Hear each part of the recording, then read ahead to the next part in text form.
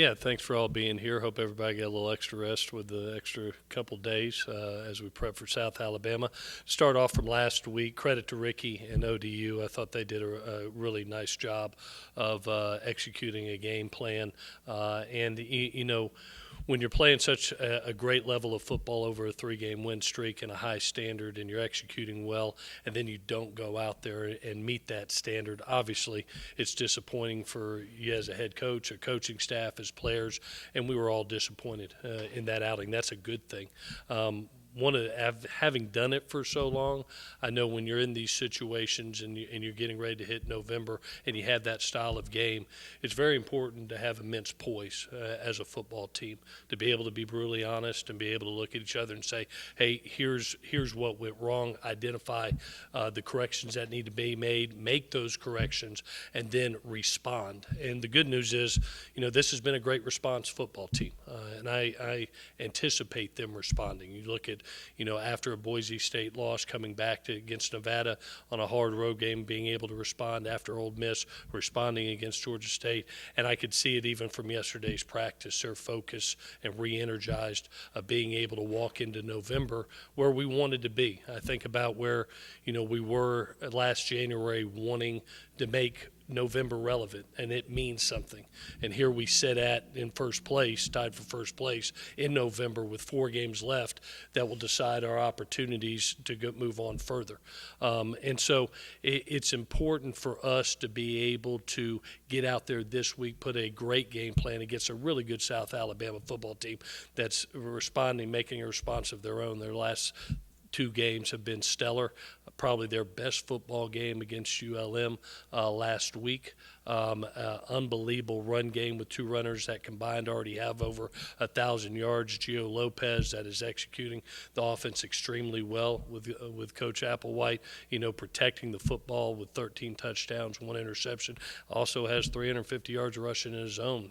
So defensively, I think they're doing a wonderful job also. You're talking about being plus 10 turnover margin, as well as their red zone defense and third down defense, one of the top in the country in all 3 areas. So it's a huge challenge for us. It needs to be a huge response from us after Thursday night. So with that, I'll take any questions. I know, Whitney, you were going to start off. You look at the offensive production against ODU and taking a particular look at the quarterbacks. You got to see all 3 play. Pros and cons from all of them. What were some of those pros and cons, and how do you plan to utilize them moving forward? Yeah, when I look at the quarterbacks, I'll start with JC. JC went out there, threw for 260 yards, has 2 touchdowns, has 1 interception, completes nearly 60% of his passes. He finished his last drive with a touchdown. There were some throws I know he would want to have back. He improved protecting the football from JMU to that game. There's 2 or 3 throws that I know he wished. The interception, I know he wished he had back. Made the right decision where to go with the ball. Needed to be a little bit more anticipatory and get that ball on a lower trajectory and on top of the receiver quicker. Dex, I feel for Dex because we really, to be honest with you, Whitney, we're going to use the quarterback run game a lot more. We had planned on it, didn't want to be able to have one quarterback rush the ball 10 plus times, so we decided to break it up. When Dex goes in there and it's his first play and it's a fumble and it's a turnover, all of a sudden you look up and you're 3 scores down and the game demeanor changed a bunch. Was proud of his response, coming back late in the game and helping us drive to a late touchdown. And then it was good to get – you never want to be in that situation, but one of the best rules in college football is allowing young people to play late in the season. And so to be able to get Tyler in there and allow him to go out for a couple plays, he probably should have handed that ball off than tried to throw the RPO. We learned from that. But got 8 yards, made a nice response. College football, the beauty of what our guys are learning is, when you win games, you get all the applause as a head coach and as a quarterback. And when you don't win a game, you get the other side of it. And that's part of the territory. The one thing that I will say about our guys is they have put us in a position, even through growing pains, and we knew that there would be growing pains anytime that you have guys that are first-year guys that are making major contributions, there's going to be growing pains. But they've put us in a position where we sit here with a relevant November trying to fight like heck for first place. So I know I'm going to get asked the question. I know Jeff asked it before, so I'll make it now. JC's going to be the starter in this football game. And, you know, we are in playoff football, and I have sat down with both Coach Applin and the two quarterbacks and be able to say, you know what, just like I'm watching the World Series, first guy goes out there. His job is to stay in there and play really high level of football, championship football down the stretch here. If I ever feel like there needs to be a change at any point in time because of a lull, I can make that change with a reliever. You know, but as of we go into this game right now, JC will be the starter and Dex will be the number 2, and I expect both of them, if called upon, to perform at a very high level. Josh? So when you look at the numbers, JC started off the season on fire. 6-0, you mentioned elite numbers, 6 touchdowns, no interceptions. Since then, 6 touchdowns, 6 interceptions, 4 fumbles lost. Dexter, of course, in that Marshall game, was solid. He had a fumble in the last game. Last year when you had Davis Brin, I know a lot of people were calling for JC, oddly enough. You know, hey, let's get a little, you know, let's try a change of pace. You were reluctant to do that. It sounds like right now you might be a little more, not reluctant, but you might be a little more to, hey, if I need to bring in a reliever, maybe Dex comes in and relieves. Is that kind of where you're at? Well, you know, the beauty of football, I've always thought this is, you know, I love the college football game. There's nothing better. And we all have jobs and we all have roles. The fan's job is to bring immense passion, and it's the best passionate game on the face of the earth. From reporters, it's your job to report and give opinion of what should be done, and y'all do an excellent job of that. For my job is to make sure that we win football games and we do best by our football team in the moment. And those are hard decisions that have to be made. And I've made those decisions in the past, and I'm making them again. You know, like I said, when you look at JC and you look at the last 2 games, he has thrown 5 touchdown passes. He secured the ball better this game than he did the previous game against James Madison, which was a win. He had a higher accuracy rate than the guy that's behind him in this last football game. You know, so he's going to walk out there first. And like I just said, and like I've told both quarterbacks with them in the same room, as well as the offensive coordinator, hey guys, it's my job that if there needs to be a change at any point in time in a game, just like you see the World Series, starting pitcher goes out there. He's on fire. Guess what he gets to do? He gets to stay out there. That's JC's job, to go do that. And if he's not doing that, what do? They bring a good reliever in, which we have. You know, so as you get to these point in times in November, especially when you're battling for a championship, those are the decisions that have to be made, and I'll make those decisions. The running game, 2 weeks ago, you leaned on it. Last week, I know you were down, and it's tough to run Yeah. when you're down. But again, you look at numbers, Jalen, 2 carries. Is health a concern? Is the running game where you'd hope it would be, or is that something that you guys are going to work on? No, just being honest, Josh, not last game it wasn't. Just being real. And the style of the game dictated that a little bit, but we could have been better, just being real. And that's part of why you look at, you know, actually when you look at protecting the ball, JC did a better job and was supported better at JMU. That was not one guy that lost the game. It was all of us that lost the game from top down, you know, including myself. And first thing I said in the locker room is I take ownership with this one. That's what you do as a leader, you know. But when you look at that, you know, it's our job as a full team to support your quarterback, you know, from a defensive standpoint, from a special team standpoint, from a running game standpoint. And we didn't get that done in any of those phases. You know, we didn't support the guy that's you know, passing the ball. We have to be better in the run game. And you know, when you've looked at us and seen a Georgia State game where we were very efficient in the run game. You look at us at James Madison where we were very efficient in the run game. All of a sudden those turn into victories. Play good defense in both those games, they turn into victories. You play elite special teams, they turn into victories. So, you know, when I looked at this, and I'm really being real with our football team, you know, it wasn't just one person. It wasn't just one phase. It was the whole combined effort. And that's what you look up, and that's why you lose in that style. Now it's our job to respond in each one of those at each position in each unit. Jalen's health. Jalen's health, he's in a good position. Him and OJ should be ready to go this week at full speed. 2 carries. I wish it was more. Wish it was more.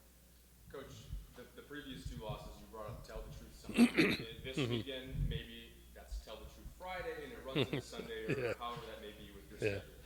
Is it more productive when you have tape like you had on Thursday? What are those conversations like, and do you feel like that Tell the Truth Sunday evolves the team more after the performance on Thursday? Yeah, that's a great question, Jeff. I've always believed in doing it for 30 years that when you get in these situations of adversity, that you show from a leadership position immense poise, that you don't get over dramatical, you don't make wholesale changes just to change, that you address what the issues were and you make the corrections, which we did yesterday, and then you respond the way you prep the next week so it doesn't happen again. And so that's our job as coaches, and that's our job as a football team. And so was it good to have the 2 days? Yes, it was immensely good to have the 2 days to really identify and correct before jumping in to South Al. It's also really good to get 2 extra days of hopefully health to get maybe some defensive guys back, this week. We'll see how that goes this week. But when you're sitting there and you don't have a starting free safety, you lost your 3 technique, the starting corner's out, you're crossing your finger that maybe a couple extra days might help you get a couple guys back. So overall, it's a good time to have just a little additional break. Coach, I think this is the 3rd time. I couldn't remember my research, but you guys have given up over 550 yards to the opposing opponent. But then there have been games you guys have been really good, at least defensively. How do you explain, I guess, the inconsistency? And it's a good observation. I think our biggest area of growth, and I told our staff this, our biggest area of growth is we put ourselves in position personnel-wise to have stellar football games like James Madison and Georgia State, and be able to find a way to win tough games like going to Nevada and finding a way to win a Marshall game. You have to do that. Our goal now and our biggest area of growth for our football team is to put a consistent effort in the month of November that plays at a very high level, not spurts, but a consistent month of play together. And that could equal where we want to be, and that's ultimately where we want to be, is in a championship game. Now you've got to continue to do what we've said, go 1-0 each week and fight like heck, but you have to be able to put consistent football together over these next 4 games. And so great observation by you, something that we're trying to do as all 3 units, and we got to find a way to do what we did in the last 3 games. We supported each other. We supported each other. When one unit was slightly down, the other 2 raised us up to find ways to win a football game. Now we got to get back to that. And then Alabama this week, who I believe is 3-1. Their side of the conference, you guys are 3-1. How big is this game as you guys look big picture and trying to, like you said, reach that goal of a conference? Yeah, I think it's one of those, when you're having a successful year and you're both at the top of the conference, it's one of the reasons, again, it's on national TV. ESPNU picks it up because of the play of South Al, as well as, what our total resume is too. You got 2 teams that are battling to be at the top of their side. South Al, I credit Coach Applewhite. I've always been a fan of his from an offensive mind. He's doing a great job of being able to play good team football, especially over the last 2 games. They almost being a really good team that's leading the conference over in Arkansas State in a really close game. They could be 4-0 right now easily. So we've got a huge challenge ahead of us, and we're going to have to play our best football against maybe the hottest football team in the Sun Belt right now. You mentioned some of the injuries on the back end of the defense. Chase Campbell, that was the 3rd game that he missed, and his timetable was that 3 to 4 or 5 weeks with him. Yeah, we're right on the cusp, Jeff. It'll really dictate on this week. He'll start practicing this week. We'll see where it's at. I won't be able to tell you till later in the week. He has not stepped on the practice field yet. It's just been all functional football movement, and we'll see where he is at Saturday. I'm hoping he's back. When we talked about the end of the year, how important November and Yeah. into December were, over the last 2 years, Mhm. in those, have you looked back and can you put your finger on anything that you feel like, I mean, I know some of it was injury. Yeah. And that's hard to, Mhm. okay, we're not gonna have any injuries. Yeah. But can you put your finger on anything that you guys are trying differently now, Mhm. that maybe in the last couple of years they've struggled with? Yeah, I think we're a healthier football team, and I credit Jared and the administration. We've had so many technology things that have been added, like the catapult system, like the perch system, down the weight room. A lot of our we basically revamped the training room, and I think you have seen fewer season-ending injuries than we had in year one. I think our personnel has helped us too. Our recruiting, we've provided more depth. It's hard to lose a Justin Rhodes, but all of a sudden, who's playing really well? Elijah's playing really well. KV's playing really well. Troy Pikes, as a redshirt freshman, playing really well. So the depth I hope helps. I hope our overall health, is helping. And then I really think the maturity of this football team. I remember in year one, I was like, God dang, these are all young people all over the place. They don't know any better. But now you look up and you got a Marquez. You got a Derwin Burgess. You got a third-year Dalen Cobb. You got a Jalen White that's played a bunch of football. O.J. Arnold, Latrell Bullard. You got some guys that had that veteran leadership that came right back to work. It wasn't like, hey, that game defined us. It was, hey, that game's we learned from it. We've left the event. We're going on. We've learned the lessons. We've left the event. Let's go turn the page and get to the next game. And so I hope that maturity helps too, Josh. I really do. You've been able to win a couple of big games on the road, Mhm. that at Georgia State. But this is a tough stretch here. Yeah. Going from the road back on the road. This would be Mhm. a perfect time to be able to play here at Folsom to get back in it. Now you've got to do it on the road Mhm. again. Tough trip down there. Mentally, how do you feel about where the team is Yeah. and still back to back Mhm. Yeah, I really felt that the 2 days really helped us. Just seeing the kids yesterday and seeing the look in their eye, we all needed to get fresh. Those 4 games. Those 4 games were emotional games, and then you have a short week. I think we all needed to take a step back and walk in here fresh yesterday, and have the availability to look each other in the eye and say, okay, hey, let's get our jaw set.